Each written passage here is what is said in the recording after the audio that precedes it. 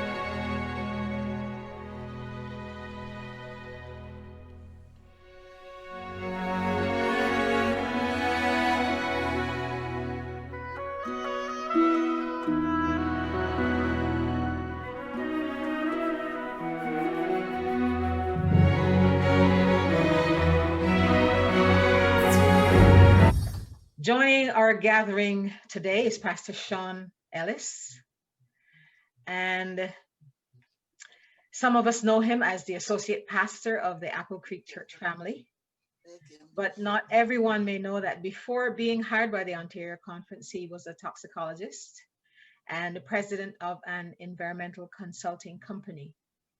His undergraduate and postgraduate education is in toxicology, occupational and environmental health, and pastoral ministry.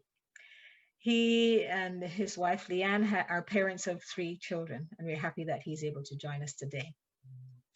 Since the pandemic was declared, we've been cleaning and disinfecting more frequently in an effort to reduce the risk of infection related to this novel coronavirus that has been causing so much disease and death. What are the potential risks of these disinfectants and cleaners and whatever? And do they outweigh the benefits? Pastor Ellis will now walk us through this topic. God bless you, Pastor, as you speak, and may God bless us as we listen. Amen. Thank you so much, Maria. And it's a pleasure to be here with you all this morning. Let's get right into it. I know we have all used one of these various types of disinfectants. And so to be able to answer the question, do the benefits outweigh the risks, we need to understand a few things before we can make that conclusion. So this morning, what we're going to do is we're going to take a look at a number of things. First, we're going to talk about one of the primary organs that these disinfectants and cleaners impact, and that's going to be the skin. We're going to look mainly at the skin. It can affect the respiratory system and eye, but what we learn about the skin will also apply to the respiratory system and the eye. So we're going to focus on the skin, especially since we have limited time together. Then we're going to talk about some of the things that determine how you or somebody else will react to these chemicals. So we have to understand that as we go through. Once we understand those 2 things, we now have enough knowledge to take a look at different types of classes of cleaners. Now, there's many, many types of cleaners out there, so I won't be covering them all, and I'm not going to be calling out brand names, but we'll look at 3 different types of classes that most of us will come in contact with at some point. Then, once we have all of that knowledge, we'll look at some practical applications, because we want this to be practical. How do we then use these things in a safe, or how do we avoid them if necessary? Then from all of that, we can say, or do the benefits outweigh the risks? Now, it might look like a lot, but with God, all things are possible. So we're going to go through this, and you're going to learn a lot. I'm sure by the end of it, people will say, when you share this information with them, you sound like a toxicologist, which means my job was done well. All right, let's proceed. Now let's start with the organ that this tends to affect most, the skin. I don't know the last time that you have looked closely at your skin. You may have just thought, it looks beautiful. You might just think there might be a few rashes on it or spots or what have you, but it is a very, very complicated organ. Now, I'm just showing you a small cross section. When we look down at our skin, we see this upper part here where the blue arrow is pointing at. That's part of what's called the epidermis, the stratum corneum. I'm going to use the stratum corneum from this point onwards, just so we're all speaking the same language, so to speak.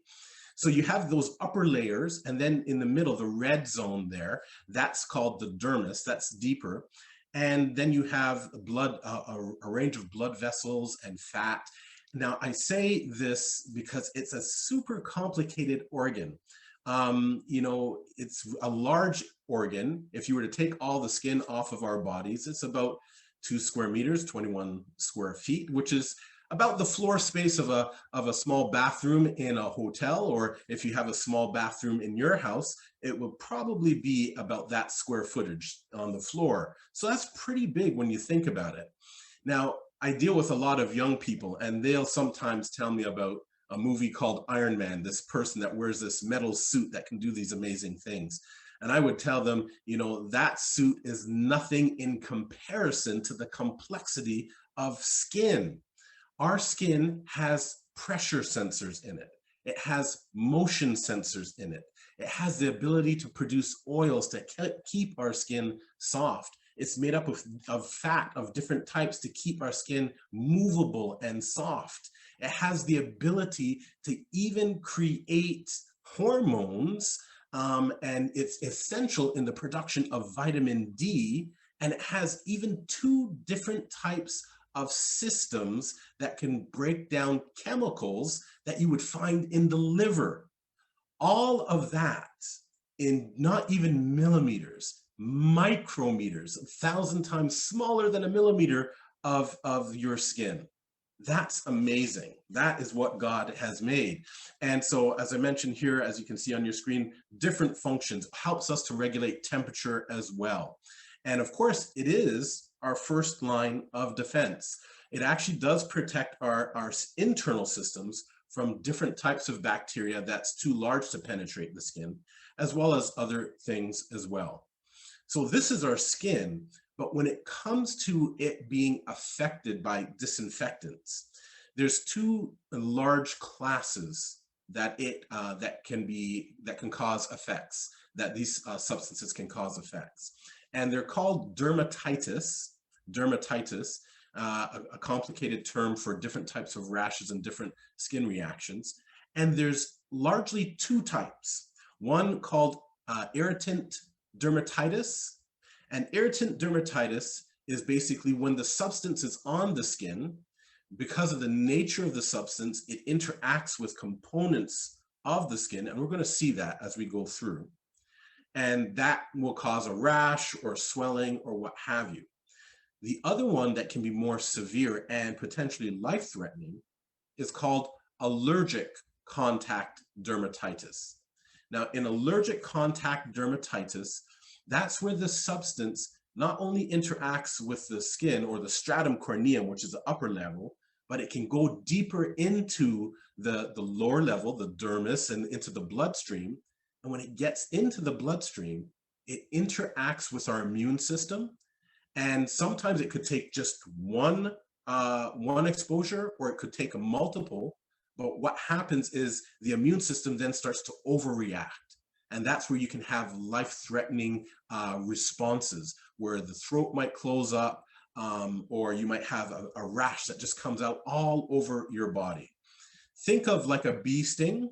That would be an immune response. Well, allergic contact dermatitis can be similar. In some people react badly to bee stings. It's the same thing.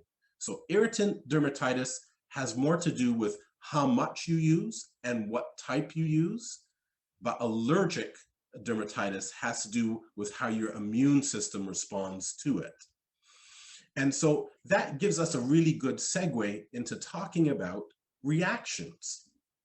So we know a little bit about the types of reactions that our skin will have to various types of chemicals, but what will determine how severe that reaction will be?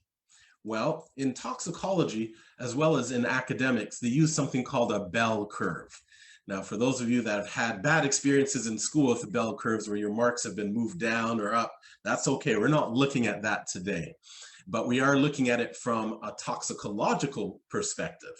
Now, when any substance is made, any chemical is made, anything is being assessed, it is well understood in toxicology that you're going to have three types of reactions in general. You're going to have 10% of the entire population that will be highly, highly sensitive to that chemical. And that could be for a number of different reasons. Now, when we're talking about disinfectants, some of those common reasons would be like those that I'm showing on the screen. Maybe the individual has eczema or shingles that's being expressed on the hand, or a cut, some type of wound. If the skin is broken, then that means that substance can go straight through the skin into the lower levels. And for individuals like that, they might have an extreme reaction to that substance or that disinfectant. And of course, genetics plays a role in this as well. Genetics is varied, and so you can't predict who will have an overreaction to what substance. It just is, and it may be an immune response, or they may have lower levels of ability to metabolize the substance. I forgot to also mention, the skin has this amazing ability to just break down chemicals. Oh, and I think I did, and it was similar to the liver. It's an amazing, amazing organ. And in some people, they don't have that ability to break down the chemical. So that can make them highly sensitive to a substance. So there's going to be 10% that's highly sensitive. Then it's a well-known fact that there's 10% of the population that will not have a reaction at all. Now, we know this to be true. For example, you might know of somebody that has smoked all of their life and they died a natural death and they didn't have anything to do with cancer related to smoking. There are just some people that were just born with that kind of genetics where they're not affected. But for the majority of them, it's understood they're going to have what we call an average reaction. Now, it's kind of hard to define an average reaction, but you can generally say that's where, with the proper use of the product or the chemical, that most people will not be affected, or you will have minimal effects with the proper use of the chemical. Now, because we're in COVID, and because we are using all these disinfectants in the quantity that we're using them, that's where the problem comes in. A lot of people are overusing disinfectants. You know, I have this little picture here on the screen where there's people overspraying their hand with a disinfectant. But my wife was telling me yesterday she went to the grocery store, and the person bagging her grocery, every 2 products that they put into the bag, they would then go and then, you know, pump disinfectant on their hands and rub that, and then go back and bag another 2. Now, clearly, that was never the intended usage for this product. And that's where the potential risks lie. So instead of having this normal bell curve where 10% are going to be highly reactive, if we have more people using this substance in either overusing it or using it more regularly than they normally would, you potentially have more of that so-called average reaction group potentially having high sensitivity to the substance because they're using it on a higher basis. And I can tell you right now, there's a lot of study going on actively right now where people are starting to look at these disinfectants because they were never intended to be used by the average population at such a high level as it is now. So the bottom line is they're going to find out whether I guess we're all the guinea pigs, so to speak, that in 5-10 years, they'll find out what the true level of impact of these substances will be on us. But now we have a general understanding of how the skin works, the types of reactions, and what will define how we react to things. So now let's take a look at 3 common classes of disinfectants. Now, again, there's so many chemicals out of there. I just try to classify them into things that we commonly will find. And one of that group is hand sanitizers. We've probably all used a hand sanitizer of one type or another. And then there's what I call surface disinfectants, typically wipes, sometimes sprays, but generally these kind of surface disinfectants. And then what I call heavy duty wipes and sprays. So again, they can be a wipe or a spray, but they have substances in them that are much stronger than other types of disinfectants. Now, again, I'm just trying to classify them generally. So it's not going to be a perfect classification, but I think you'll be able to get a lot of valuable information from it. Now, what we're going to look at in these three classes is we're going to look at some of the type of chemicals, because you might want to know the chemicals. You might want to write them down. So if you're ever choosing one of these products, you know what to be looking for or what to avoid. And then we're going to look at the typical impacts. Now, when I say typical, again, we just learned a little bit that everybody will have a different reaction. So we're going to look at some of the typical impacts of where it's going to affect you on the skin and what kind of consequences it may cause. So let's look at the first one, hand sanitizers. Now, hand sanitizers, what they are typically made out of is a type of alcohol.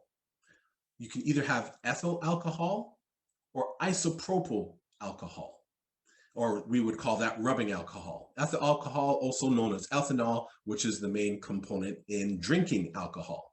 So it's either drinking alcohol or rubbing alcohol. And then you would have a class of chemicals called glycols, a different form of glycol put into that hand sanitizer. And then you would have fragrance or other additives. So keep that in mind. We're going to go through this and talk about where it impacts and how it impacts. So that's what you would find in your typical brand of hand sanitizer. Now, where does this impact? Well, it tends to impact that upper layer, the one that you can see, the stratum corneum. But alcohol has this interesting property that it can actually draw things deep past that layer into the lower layers of the skin called the dermis. So that has some really important things for us to consider. So the mechanism of action, how does this actually work? Now, first of all, the World Health Organization says that if you that hand sanitizers should have at least 80% by volume alcohol or 75% by volume rubbing alcohol, isopropanol.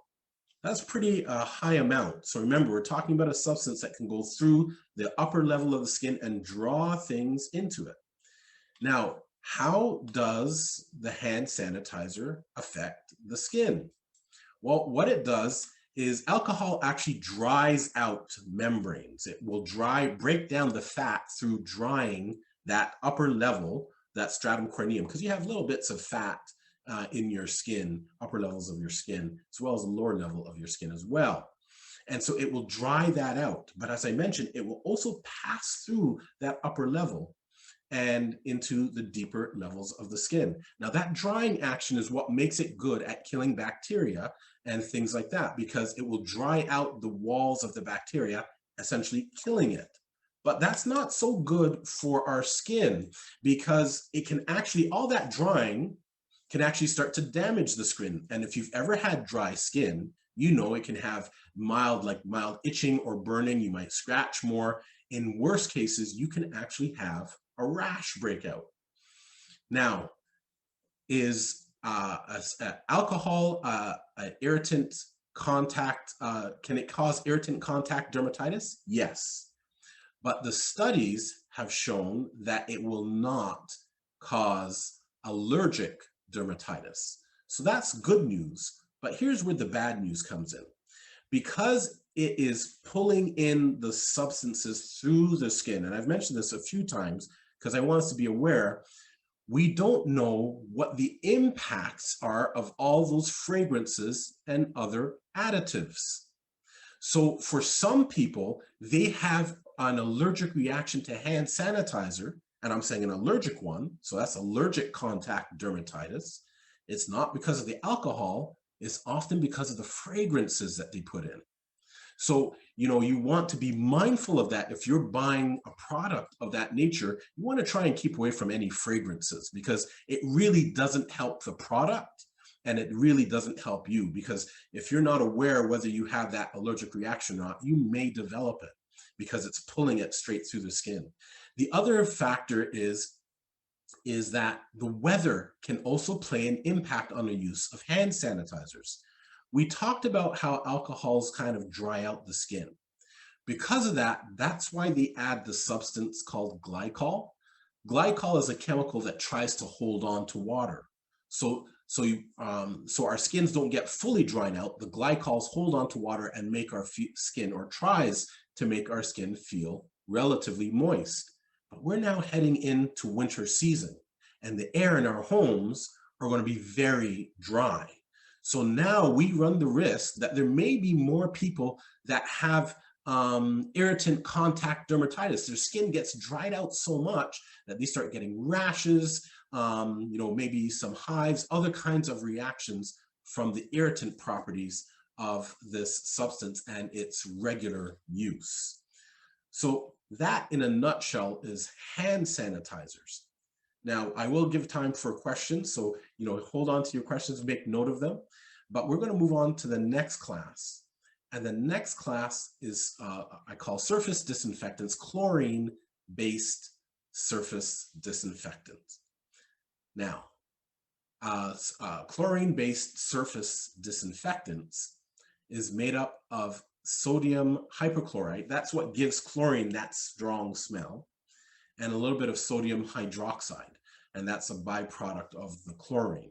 But again, you see these same fragrances in there, and you will see them in almost all of these products, as well in this case as something called surfactants. Think of surfactants like soaps, something that helps in the cleaning process. Now, if we go back to our little skin, where does this tend to affect? Well, it tends to affect the upper layer of the skin, because these types of things, chlorine, are essentially, their way of working is they're oxidizers. Oxidizers is a chemical way of saying burning. So essentially they burn the protein, the fat, that upper layer of your skin. And you may have experienced this, that you might have been using bleach to clean something, then you might notice a little tingling. That tingling is because the chlorine is starting to oxidize your skin. Now, this is in a lot of surface cleaning products. In fact, you might be able to think of a couple of disinfecting wipes that has the word chlor, CHLOR, in it, and that normally is a chlorine-based disinfectant. Now, I want to go back and talk about the fragrances again. This is one of the products where they put the fragrance in to help sell the product, not because it's lemony fresh or whatever it is, but if you took a product that had largely bleach and water and it smelled like bleach, you wouldn't buy the product. You'd say, I have this at home. So in this case, the fragrance helps to sell it so people think this is different than just bleach itself. So it's a marketing ploy in part, but it is also one that can have a potential health impact on us. Now, what's the impact on the skin? Well, anything that's going to burn the skin, of course, if you have overuse of it, it can cause pain, redness. Edema is a word for swelling. For some people, they will actually develop blisters with overuse, because again, it's just burning away the skin. Now, can this cause irritant dermatitis, the contact dermatitis? Absolutely. Will it cause an allergic reaction? Well, studies have shown that it won't do that, but again, the fragrances may, the surfactants might, and because you have a substance that is burned through that protective layer, then some of those fragrances and surfactants can get into the deeper parts of the skin, which will allow it to get into contact with the immune system, and that can cause problems. So we have to be mindful and careful of that as well. Finally, one point I want to make before we move on is that we should always be aware that chlorine products, whether they're wipes, whether it's a solution, should never be mixed with other cleaners.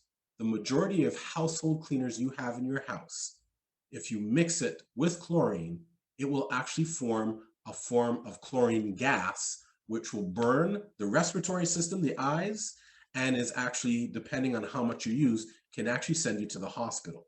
So if you have chlorine in your house, avoid mixing it with anything else. Now, the last class of chemicals we're going to talk about are heavy-duty wipes and sprays. I call them heavy duty because of the nature of the chemical. I call them for short BAC or DDAC. These are chemicals that sometimes people refer to them as quatonium ion chemicals, quats. But the official name is benzylochium chloride or didecyl dimethyl ammonium chloride. Now that's a mouthful. So we'll call them quats or BAC or DDAC, whatever is comfortable for you. Now, again, with these chemicals, it's always fragrance or some types of surfactant or soap to help in the cleaning. So you have something that disinfects and you have something that helps with the cleaning. Now, where do these affect? Now, they affect at two levels, the upper level and the lower level of the skin. And that is because of the way they work. Now, these chemicals make the fat, the technical term is it solubilizes it, but what it really means is it makes it more like a liquid, if you can imagine that. So if you're liquefying the upper part of your skin, and it will actually start to be able to get into the deeper layers. In addition to liquefying, it also breaks down protein. And again, the upper parts of our skin have some protein in it. This is what makes them effective against bacteria and viruses, because they will break down the protein in a virus or the outer wall of the virus. But again, it's not good for our skins, because what it will do is it can cause swelling and rash, because it's basically breaking down the upper level of the skin and going straight into the lower level. And here's where I call these heavy duty, because not only can it cause irritation of the upper level of the skin, but it can also, because it goes through the deeper levels, can cause contact dermatitis, not just from the fragrance. Almost all fragrances have the potential to cause that allergic contact dermatitis. But in the case of DDAC, didecyl dimethyl ammonium chloride, that is known to be able to cause contact dermatitis. And often you will see the benzylochium chloride mixed with the DDAC in a lot of solutions. So you have something that maybe after the first use, no problem. Second use, no problem. Maybe the third or the fifth one, your immune system might react to it. So that's creating a risk for us. So those are some things that we need to keep in mind. We've looked at the three classes. So now how do we use these things safely? And this is where it comes right down to it.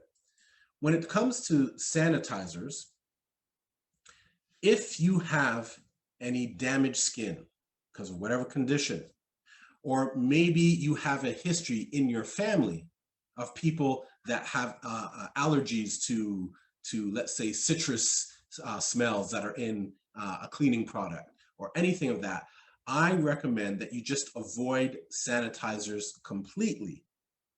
Choose to wash your hands instead. Remember, sanitizers are only designed to supplement hand washing. They're not designed to replace it. And that's often one of the problems, is that people use it as a replacement of hand washing. So if you have that precondition, I recommend that you just avoid it. If you do use it, then use it sparingly. If the machine gives you like one little drop, then take the drop and rub it on your hands. Don't go back for 3, 4, 5 drops, because it can dry out your skin and cause other problems. Now, if you're using the other types of disinfectants that we talked about, the chlorine and the heavy duty ones, I would recommend that you consider using nitrile gloves. These are like latex gloves, but they're made out of material that prevents chemicals from going through it. And so even for your around the house cleaning, you should get a set, and then you can use those things relatively safely. Now, we're all thinking about how do we clean our churches or maybe an office place or what have you. If you're doing this on a large scale, or you know somebody that will be doing cleaning on a large scale, they should have nitrile gloves and protective clothing. You don't want to be, again, especially if there's a chance of an allergic contact dermatitis, you don't want to put a person in a place where they're using some of these heavy duty cleaners and they end up developing an allergic response to it. Now, some churches and some other workplaces are considered spraying disinfectants into the air. If you're doing that, if there's somebody that you know that's going to be doing that, they should be using, in addition to the above, a chemical absorbent mask. Because again, this is not something you want to get into your respiratory system, because that's where you can develop chemical related asthma and other types of problems. And then finally, it's ideal to try to use one type of cleaner. Sometimes you might need something for, let's say, the toilet bowl versus something for the counter. That's fine, but don't mix and match and say, hey, you know, I'm going to put a little bit of this and a little bit of this on the counter and get extra protection. Because as we've talked about, you have fragrances, you have surfactants and other things that come into it that can penetrate the skin and end up causing a more serious reaction for you. So we covered a lot. The bottom line is, are the risks worth it? So in this time of COVID, where we know that droplets can remain on surfaces with the virus for up to 10 days, and that we have things like doorknobs and handles that we will all touch at some point, there is a place for using all of these different types of disinfectants. But the key here is, are you using it or are you overusing it? Overuse will definitely place you at risk. And I want to say that again, overuse will definitely place you at risk. Using some of the heavy duty cleaners without taking protection, like of a glove, will put you at risk. If you're in your house and you clean your surfaces, you don't need to be cleaning surfaces over and over again. If you're a frontline health worker, there might be some differences there. But in general, for us average folk, we don't need to be disinfecting our house like 2-3 times a day. We don't need to be using the sanitizers more than we wash our hands. And so we need to keep that in our minds. So if we're using it properly, overall, the benefits will outweigh the risks, and it will help to keep us safe and healthy. So at this point, I will turn it over to you and any questions that you might have. Our first question is, what recommendations would you give to nurses or other healthcare workers that have to use these chemicals multiple times a day? For nurses or healthcare professionals, I know most of the time that you would be provided with latex gloves, but you may want to consider, if you have to use this on a regular basis, consider using the blue nitrile, getting your own blue nitrile gloves. If you're involved in cleaning any surfaces, you may need to also use an extra, and I forget what it's called, but there's a certain type of cream that gives you an extra barrier on your skin and helps to keep in moisture. And it really escapes me right now, because if you have to use the hand sanitizers on a regular basis, most of the time hospitals use sanitizers that have extra of those glycols and those other substances that help to keep your skin moist. But if you find you're drying out of your skin, look for a product that will help keep the natural moisture in first. So wash your hands and put that product on, and then if you have to use a sanitizer, at least you have an extra layer that's keeping the moisture in. Yeah, some of those are barrier creams. Yeah, Mm-hmm. they call, yeah. Mm-hmm. And they use sometimes in with the elderly who have very fragile skin. Mm-hmm. Yes. Now I see a question here. My nose burns in the winter when I use cleaners, bath gels with fragrance, lotions, etc. What is happening, and what would you recommend? So I mentioned earlier on the temperature, the humidity will play an important role with these disinfectants. In the winter time, well, let's start here. A good humidity for us to be in is roughly around 50%. 40% is okay. In the winter, most houses will drop down to 30%. I've seen it as high as low as 25%. That's an extremely dry environment. So your skin's naturally drying out. And when you put some of these chemicals into the air, even if they are, in quotes, safely used, they're now affecting your mucous membranes in your nose, on your skin, etc. So one of the things that you have to do, especially in the winter, is you want to make sure you really use the product according to its recommendations. So let's say you might give 5 sprays because that's the way you like to do it. In the wintertime, consider only 2. And then if you can, try to raise the humidity in your house. I always say be careful with that one because most people over raise the humidity. And if you over raise the humidity, it creates the opportunity for you to actually get more infections. So if your house is at 20%, go to your Home Depot. You can get a little humidity meter for like $10. And then you buy a little portable humidifier for your bedroom and make sure it's around at least 35 to 40%. You don't want to go higher than that. It causes problems. Our next question is, should one be using hospital-grade surface disinfectant and sanitizer in the home? Yeah, I strongly recommend against that. Anything used in the hospital definitely has those heavier duty substances in it. Sometimes hospitals, because of their nature, they will actually have other classes of chemicals, which I didn't cover, that are even more powerful. Now, one that is kind of close to what's used in hospitals, you can sometimes find those 2 chemicals. I'm going to see if I can find that slide just to put that on the screen. Yes, here we go. If you're looking for a substance, if you can find those 2 chemicals, be aware of those ones. Those are the ones that can sometimes be used in hospitals, and that's the didecyl dimethyl ammonium chloride and the benzyl alkylonium chloride. Those are used in hospitals as well. So I would recommend not using them. If you do have them in your house and you got a supply, definitely blue nitrile gloves.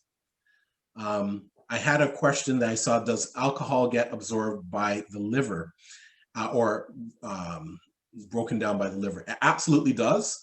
That's what takes drunks from drunks to sober, because there's enzymes in the liver that break that down, but those same enzymes are in the skin as well. So as soon as it hits the skin, God's first line of defense is already breaking it down so the liver has less to do.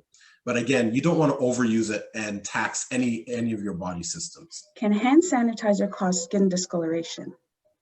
Absolutely, yes. For some people, and this would be in that 10% range, for some people, depending if you're looking at a chlorine-based hydrogen peroxide, I didn't cover that one. Hydrogen peroxide is another type of oxidizer that can actually discolor the skin. We know that if you get that in your hair, it'll turn your hair red. I haven't had that problem for quite some time, but it can discolor the skin, yes.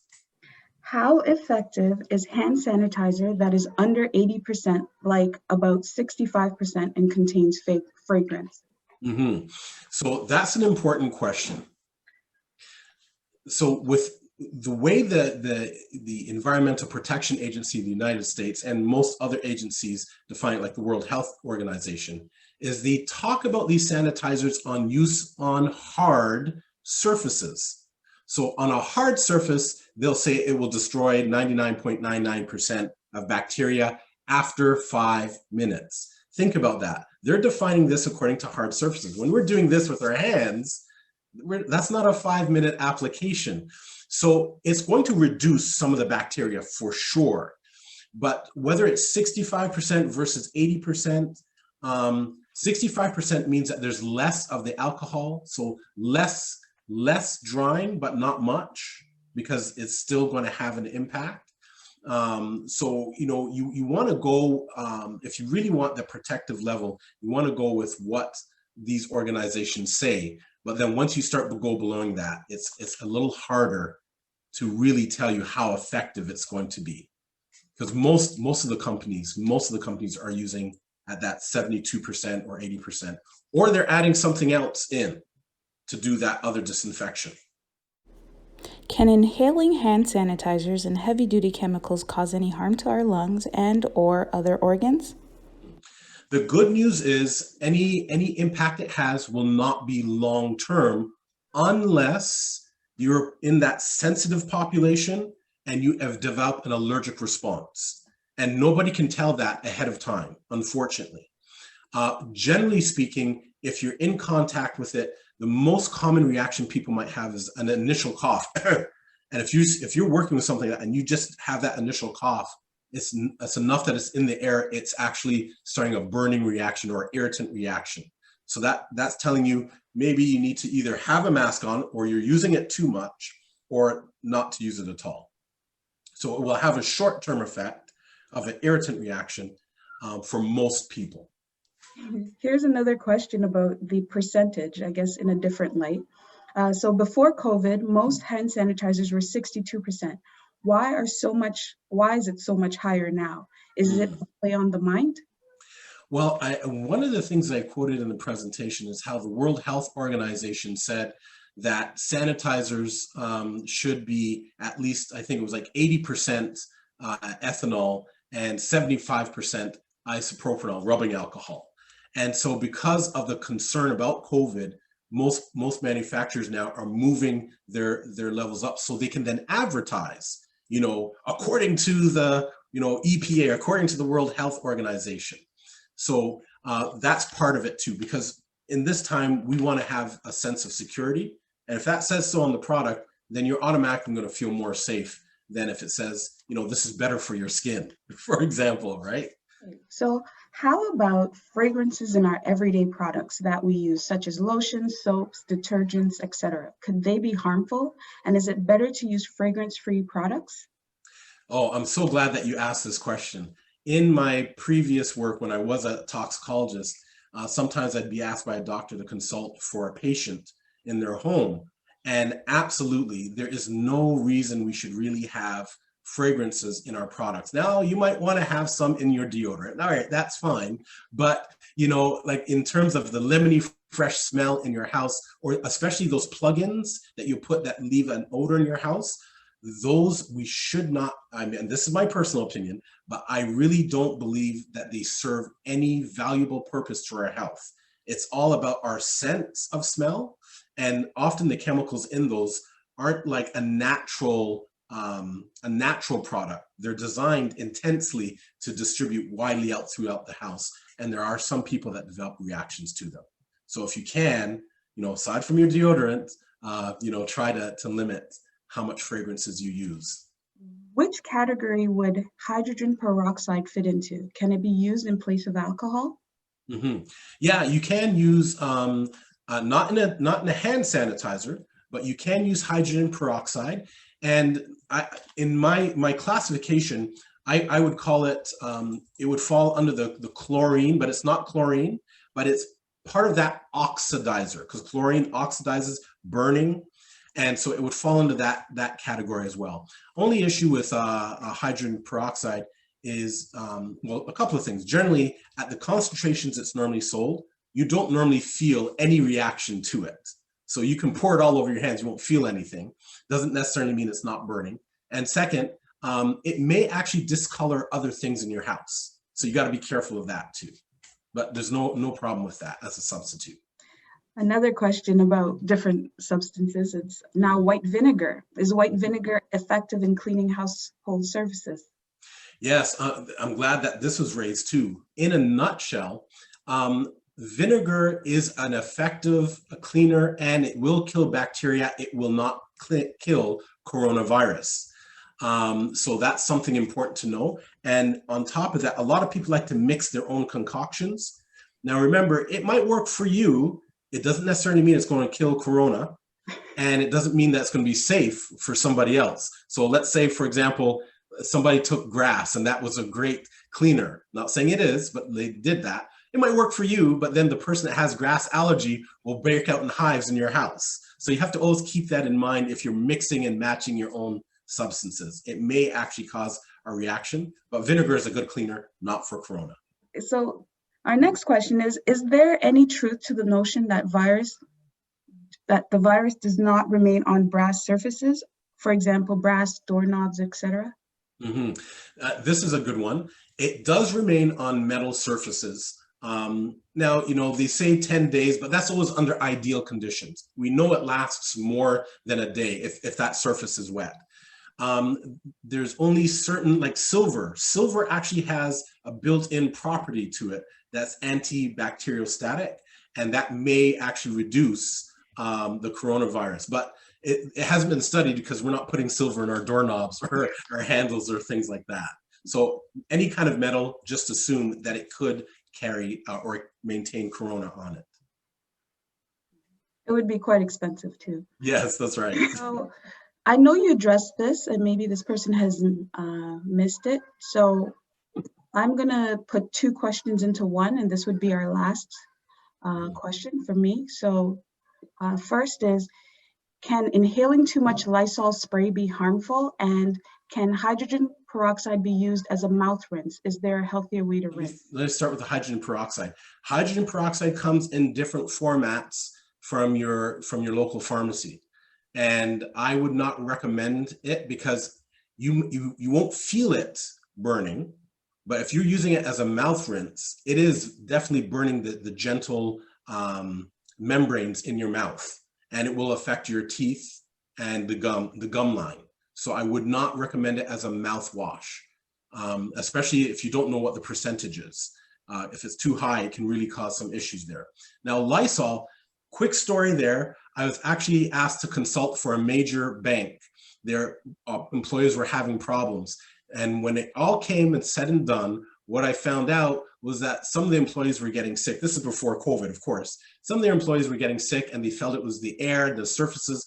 So the employer, doing their best ability, actually gave all of the employees Lysol sprays and wipes.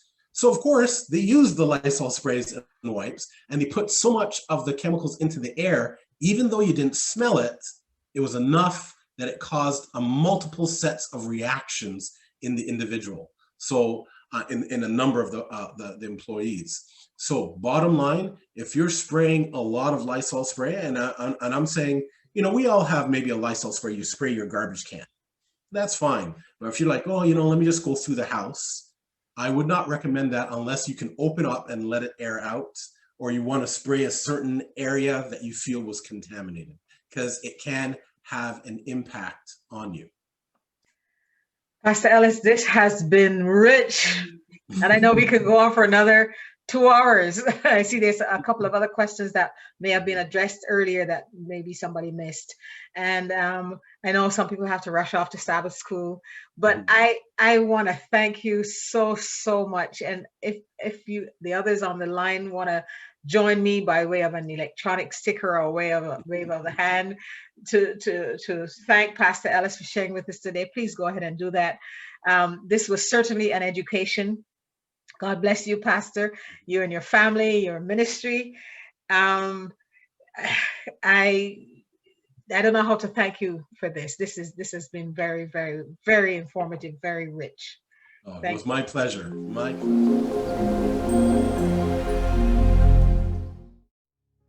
Safe from every storm. Safe from every storm. Come whatever may. One thing is for sure and remains the same. Friends I thought I had, they all come and go. Family also gone, only you remain. I am safe in His hand. He would keep me. He will keep me from all harm, from all harm. I am safe in His hands. He will keep me from harm.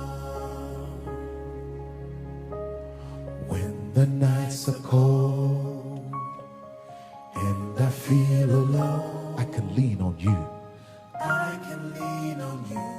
you would hold me close. You will hold me close. Oh, my soul rejoice. Put your hope in God. Won't you wipe the tears away? Sing the song of love. I am safe in His hand. He will keep me from all harm. He will keep me. Yes, He will. From all harm. I am safe in His hand. He will keep me from all harm. And He will keep me from so safe, so safe. I am safe in His hand. Anyone feel safe in His hands? Well, He will keep me from all harm. Say, I'm safe. I am safe. He will keep me. He will. Yeah, yeah, yeah, yeah, yeah. I'm safe. I'm safe. I'm safe in His hands. He will keep me from all harm. Yes, He will.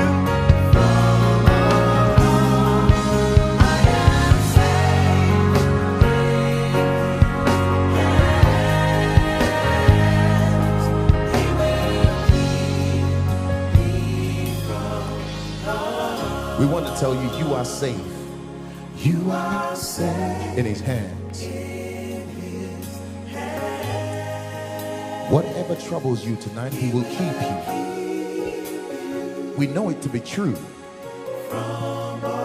You are safe in His hands.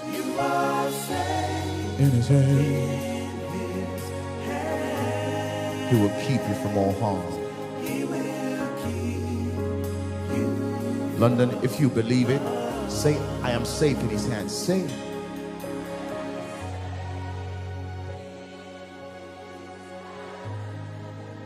He will keep me